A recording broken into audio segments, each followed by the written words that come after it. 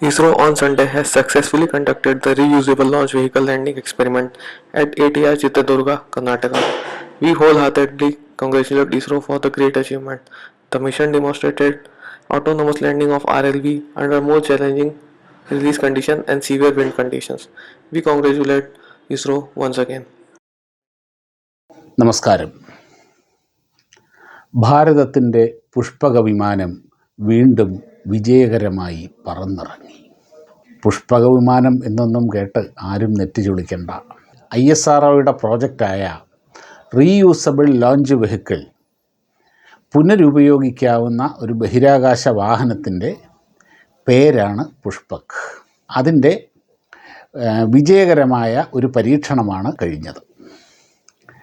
അതുകൊണ്ടാണ് പുഷ്പക വിമാനം എന്ന് തന്നെ പറഞ്ഞത്. നമുക്കിനി വിഷയത്തിലേക്ക് വരാം. എന്താണപ്പാ ഈ റീയൂസബിൾ ലോഞ്ച് വെഹിക്കിൾ? ഇത്രയും നാൾ നമ്മൾ പറഞ്ഞിട്ടുള്ളതും ധരിച്ചിട്ടുള്ളതും ഇതിനു മുമ്പുള്ള എൻ്റെ വീഡിയോകളിൽ പറഞ്ഞിട്ടുള്ളതും ഈ ബഹിരാകാശ വാഹനങ്ങൾ വീണ്ടും ഉപയോഗിക്കാൻ പറ്റില്ല എന്നാണല്ലോ. അതിനൊരു അപവാദമായി അമേരിക്കയുടെ സ്പേസ് ഷട്ടിൽ മാത്രമേ ഉണ്ടായിരുന്നുള്ളൂ. അതാണെങ്കിൽ ഇപ്പോൾ ഇല്ലതാനും. അപ്പോൾ പിന്നെന്താണ് ഈ റീയൂസബിൾ, വീണ്ടും ഉപയോഗിക്കാവുന്ന ബഹിരാകാശ വാഹനം? അതെ, അങ്ങനെയും ഗവേഷണങ്ങൾ ലോകത്ത് നടക്കുന്നുണ്ട്. ഭാരതവും ISROയും അതിൻ്റെ അകത്ത് വളരെ സീരിയസ് ആയിട്ട് ഇതിൻ്റെ മേലുള്ള ഗവേഷണങ്ങൾ തുടങ്ങിയിട്ട് 10-20 വർഷത്തോളമായി. ഈ വീഡിയോ കണ്ടപ്പോൾ ഇത് കൃത്യം ഒരു വിമാനത്തിൻ്റെ ആകൃതിയുണ്ട്, ഒരു സ്പേസ് ഷട്ടിൽ പോലെ തോന്നുന്നുണ്ട്. അപ്പോൾ ഇതെങ്ങാനും ഭാരതത്തിൻ്റെ സ്പേസ് ഷട്ടിലാണോ എന്നൊക്കെ ഒരു എക്സൈറ്റ്മെൻറ്റ് ചിലപ്പോൾ തോന്നിയേക്കാം. എന്നാൽ ഇത് സ്പേസ് ഷട്ടിലല്ല. ഇത് ഒരു വിമാനത്തിൻ്റെ ആകൃതിയുണ്ട്. എന്തിനാണ് ഇതിനൊരു വിമാനത്തിൻ്റെ ആകൃതി? ഇതിന് വിമാനം പോലെ പറക്കേണ്ട ആവശ്യം വരുന്നുണ്ട്. വിമാനം പോലെ പറക്കേണ്ട ആവശ്യം വരുമ്പോൾ അതിന് ഒരു എയറോഡൈനാമിക് ഷേപ്പ് ഉണ്ടായേ പറ്റുള്ളൂ. അതിൻ്റേതായ പ്രത്യേകതകളും ഉണ്ടായേ പറ്റുള്ളൂ. നമുക്കറിയാം, ബഹിരാകാശ വാഹനങ്ങൾ, സ്പേസ് ക്രാഫ്റ്റുകൾ, ഉപഗ്രഹങ്ങൾ ഒരിക്കൽ ഭ്രമണപഥത്തിലേക്ക് വിക്ഷേപിച്ചു കഴിഞ്ഞാൽ പിന്നെ അതിനെ വീണ്ടെടുക്കാനാവില്ല. അതിൻ്റെ ലൈഫ് ടൈം അതാത് നിർദ്ദിഷ്ട ഭ്രമണപഥത്തിൽ അത് ചെലവഴിക്കും. അത്രയും നാൾ അത് ഫോട്ടോകളെടുക്കും, പലതരത്തിലുള്ള സിഗ്നലുകൾ ശേഖരിക്കും, വാർത്താവിനിമയത്തിന് സഹായിക്കും. അങ്ങനെ എന്താണോ അതിനോട് ചെയ്യാൻ പറഞ്ഞിട്ടുള്ള കാര്യങ്ങൾ അത് ചെയ്യും. അതിന് പറഞ്ഞിട്ടുള്ളൊരു ലൈഫുണ്ട്. ആ ലൈഫ് കഴിഞ്ഞാൽ അത് ഡെഡായി ശൂന്യാകാശത്തിൽ അങ്ങനെ കറങ്ങി നടക്കും. ഈ ഒരു ഉപഗ്രഹം ഡെഡ് ആവുക, അതിൻ്റെ കാലാവധി കഴിയുക, ലൈഫ് കഴിയുക എന്ന് വെച്ചാൽ എന്താണ് അർത്ഥം? അത് മറ്റൊന്നുമല്ല, 5 വർഷം 10 വർഷം ഒക്കെ ഒരു ഉപഗ്രഹത്തിൻ്റെ കാലാവധി നിശ്ചയിച്ചിരിക്കുന്നത് എങ്ങനെയാണെന്ന് വെച്ചാൽ, അത്രയും കാലം അത് വർക്ക് ചെയ്യാൻ ആവശ്യമായ ബാറ്ററികൾ അതിൻ്റെ അകത്ത് ചാർജ് ചെയ്തിട്ടുണ്ടാകും. ഭ്രമണപഥങ്ങളിൽ നിന്ന് അങ്ങോട്ടോ ഇങ്ങോട്ടോ എങ്ങാണം ഒന്ന് വ്യതിചലിച്ചാൽ അത് കറക്റ്റ് ചെയ്യാൻ ആവശ്യമായ ത്രസ്റ്ററുകൾ അതിലുണ്ട്. ആ ത്രസ്റ്ററുകൾ പ്രവർത്തിപ്പിക്കാൻ ആവശ്യമായ ഇന്ധനം അതിൻ്റെ അകത്ത് കരുതിയിട്ടുണ്ടാകും, കൃത്യമായ ഒരു ഭ്രമണപഥത്തിൽ നിർത്താൻ വേണ്ടി. നമുക്കറിയാമല്ലോ, നമ്മൾ കാർ ഡ്രൈവ് ചെയ്ത് പോകുമ്പോൾ ഒന്ന് വളഞ്ഞു പോകണമെങ്കിലോ അല്ലെങ്കിൽ കാറിനെ നേരെ നിർത്തണമെങ്കിലോ ഒക്കെ സ്റ്റിയറിംഗ് ഉപയോഗിക്കാറില്ലേ? ആ സ്റ്റിയറിങ്ങിന് നാം ഒരു എനർജി കൊടുക്കാറില്ലേ?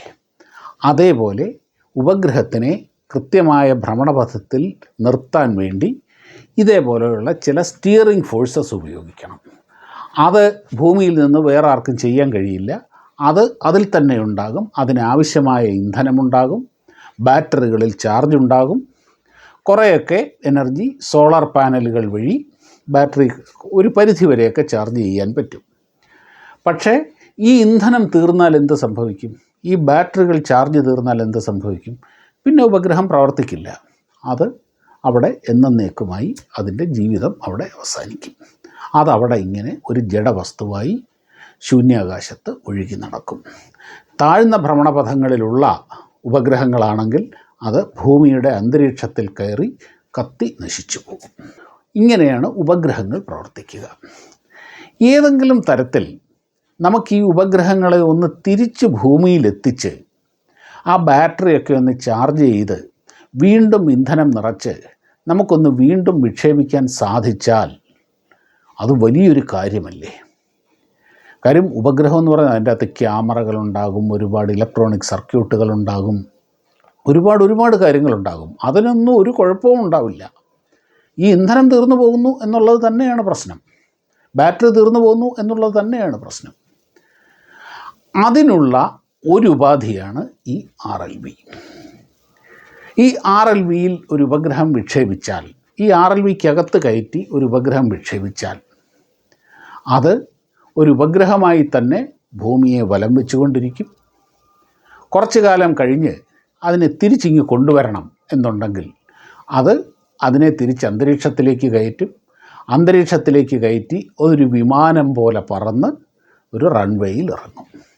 അങ്ങനെ അന്തരീക്ഷത്തിലേക്ക് തിരിച്ചു കയറുമ്പോഴുള്ള ഒരു പ്രധാന പ്രശ്നം നാം പല പ്രാവശ്യം പറഞ്ഞിട്ടുണ്ട്. ഏകദേശം 28,000 കിലോമീറ്റർ, മണിക്കൂറിൽ 28,000 കിലോമീറ്റർ വേഗതയിലാണ് ഒരു അഭൗമ വസ്തു ഭൗമാന്തരീക്ഷത്തിലേക്ക് കയറുന്നത്. വളരെ വലിയ വേഗതയാണത്. അത്രയും വലിയ വേഗതയിൽ അന്തരീക്ഷത്തിലേക്ക് കയറിക്കഴിഞ്ഞാൽ എയർ മോളിക്യൂൾസുമായി ഉരഞ്ഞ് വലിയ ചൂടുണ്ടാകും. 5000-6000 ഡിഗ്രിയൊക്കെ ചൂടുണ്ടാകും. ഭീകരമായ ചൂടാണത്. ഈ ഉപഗ്രഹം നിർമ്മിച്ചിരിക്കുന്ന ഒരു ലോഹക്കൂട്ടുകൾക്കും ആ ചൂടിനെ അതിജീവിക്കാൻ കഴിയില്ല. അങ്ങനെയാണത് കത്തിപ്പോകുന്നത്. എന്നാൽ മനുഷ്യർ കയറിയ ബഹിരാകാശ വാഹനങ്ങൾ അങ്ങനെ കത്തിപ്പോകാൻ പറ്റില്ലല്ലോ. അപ്പം അത് തിരിച്ചു വരുമ്പോൾ അതിനെ കവർ ചെയ്തുകൊണ്ട് ഈ അന്തരീക്ഷവുമായി ഏറ്റവും കൂടുതൽ ഉരയുന്ന ഭാഗങ്ങളിൽ തെർമോ ടൈലുകൾ പാകിയിട്ടുണ്ടാകും. വലിയ ചൂടിനെ അതിജീവിക്കാൻ കഴിയുന്ന ടൈലുകൾ കൊണ്ട് ആ വാഹനം പൊതിഞ്ഞിട്ടുണ്ടാകും.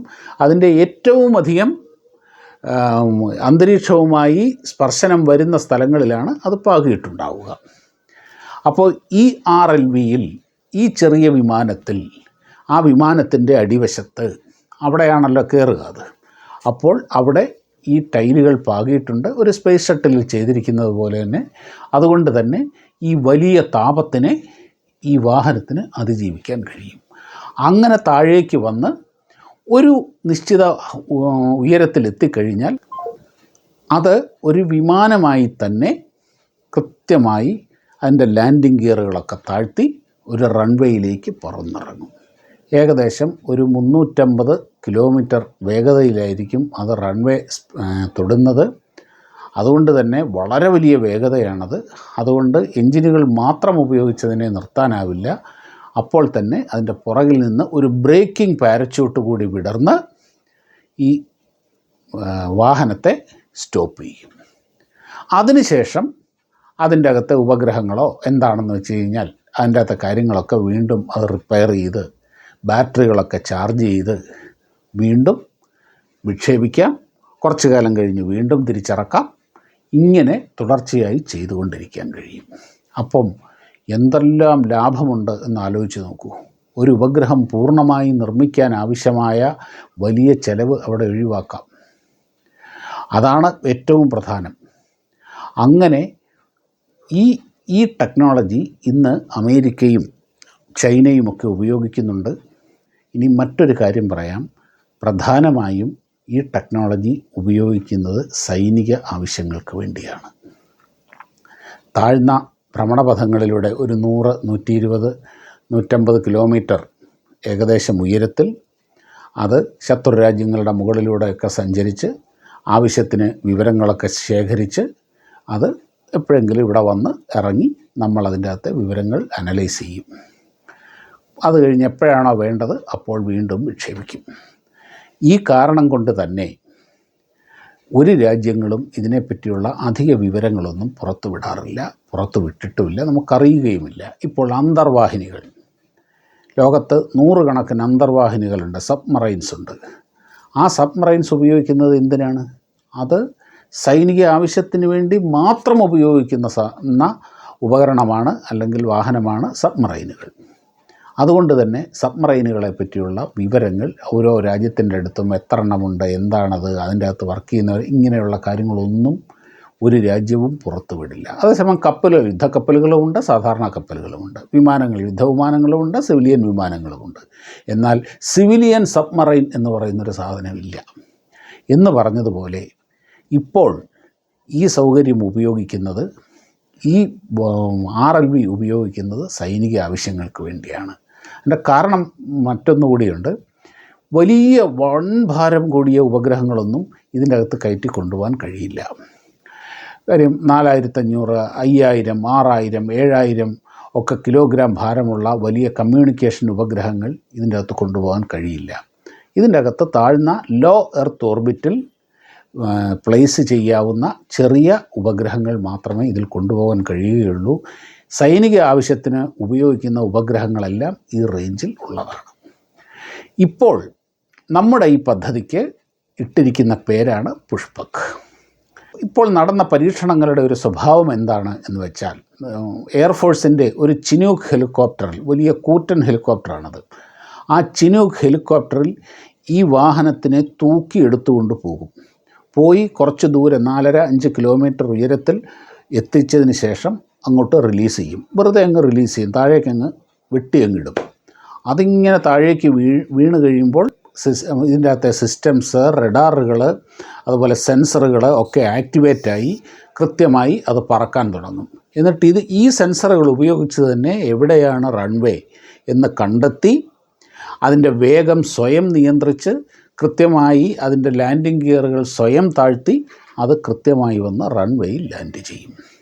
ആദ്യം റൺവേയുടെ നേരെ മുകളിൽ നിന്നാണ് ഒന്ന് ഡ്രോപ്പ് ചെയ്തത്. അത് കൃത്യമായി ലാൻഡ് ചെയ്തു. എപ്പോഴും നമ്മുടെ അന്തരീക്ഷത്തിൻ്റെ സ്ഥിതി ഒരുപോലെ ആയിരിക്കില്ലല്ലോ. അപ്പോൾ പിന്നീട് അടുത്ത പരീക്ഷണം എങ്ങനെയായിരുന്നു എന്ന് വെച്ച് കഴിഞ്ഞാൽ, കുറച്ച് റൺവേയിൽ നിന്ന് നേരെയല്ല, കുറച്ച് ദൂരം മാറി ഡ്രോപ്പ് ചെയ്തു. അപ്പോൾ അത് വളഞ്ഞൊക്കെ വരണം, അത് മാനോവർ ചെയ്ത് വരണം. അങ്ങനെ കൃത്യമായിട്ട് മാനോവർ ചെയ്ത് കൃത്യമായി റൺവേ കണ്ടെത്തി ആ റൺവേയിൽ ഇറങ്ങി. അങ്ങനെ ഒരു സിറ്റുവേഷൻ വരികയാണെങ്കിൽ ഈ വാഹനം എങ്ങനെ അതിനെ അതിജീവിക്കും എന്നുകൂടി പരീക്ഷിച്ചറിയേണ്ടതുണ്ട്. ഏറ്റവും ഇങ്ങനെയുള്ള റീഎൻട്രി സിസ്റ്റത്തിലെ റീഎൻട്രി വെഹിക്കിൾസിൻ്റെ ഏറ്റവും പ്രയാസമേറിയ, ഏറ്റവും നിർണായകമായ സിറ്റുവേഷൻസാണിത്. ഭൂമിയോടടുക്കുമ്പോൾ, അന്തരീക്ഷമർദ്ദം കൂടുമ്പോൾ, കാറ്റ്, അങ്ങനെയുള്ള ഒരുപാട് കാര്യങ്ങൾ വരുമ്പോൾ ആ വാഹനം എങ്ങനെ അതിനെ പ്രതിരോധിക്കും, എങ്ങനെ അതിജീവിക്കും എന്നുള്ളതാണ് എല്ലാ റീഎൻട്രി സിസ്റ്റത്തിലെയും ഏറ്റവും പ്രധാനപ്പെട്ട കാര്യം. അങ്ങനെ അതിലെ ഏറ്റവും കഠിനമായ ഒരു പരീക്ഷണമാണ് കഴിഞ്ഞ ദിവസം വളരെ വിജയകരമായി പൂർത്തിയാക്കിയത്.